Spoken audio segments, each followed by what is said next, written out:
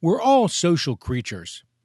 Young children are learning about who they are and what they can do, but they're also trying to figure out how to fit comfortably into playgroups and the larger learning community.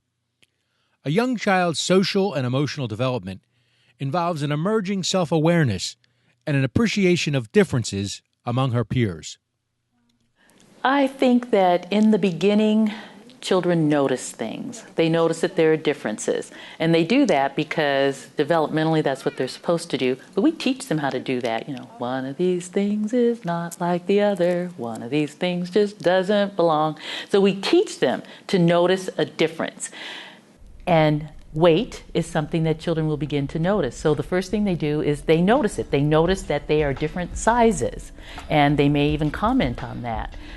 What happens though, because I've done this as a parent myself, is when we hear our children doing things like that, then we try to stop them from noticing. We try to stop them from discussing the difference. We try to teach them to be blind to those things. They can't be blind to what they already see. And so then what they learn is that, oh, well, that bothers some people. So today, if Susie has taken my truck away from me and I want to get back at her about that, I'm going to talk about something I've been taught not to talk about. I'm going to tell her that she's too big. And that's why she can't have my truck. And then that just grows and evolves and develops into worse teasing, intentional teasing, and eventually can lead to bullying. For very young children, teasing is a strategy that, like most early behaviors, is a means of getting what they want. It isn't initially intended to hurt others, and it isn't always a prelude to bullying.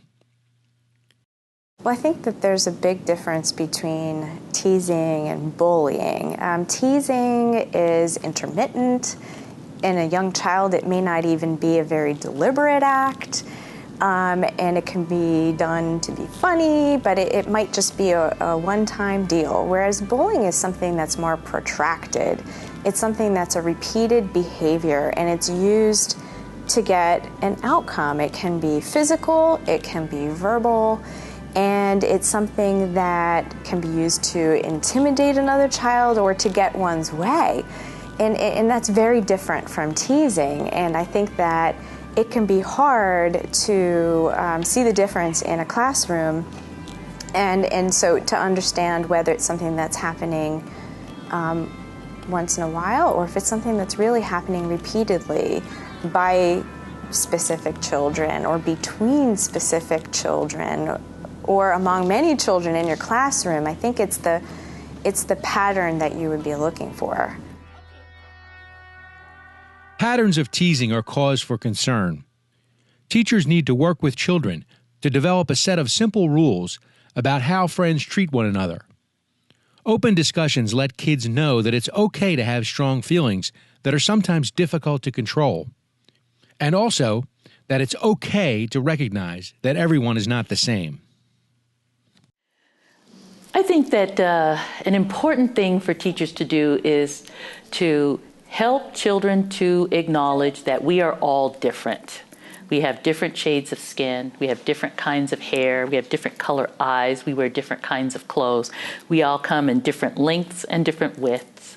And by acknowledging that and having conversations about that, then it's possible to talk with children about what can change and what maybe can't change. The color of my skin is not going to change. The length of my hair might change. So what do I need to do if I prefer not to have long hair or I prefer not to have short hair? There are things I can do.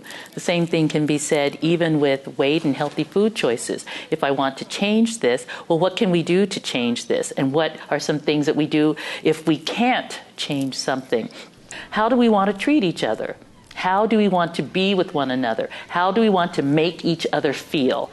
And I think that and very young children are very capable of deciding we don't want to make anybody feel bad. So then you can have a list of here are things that make people feel bad.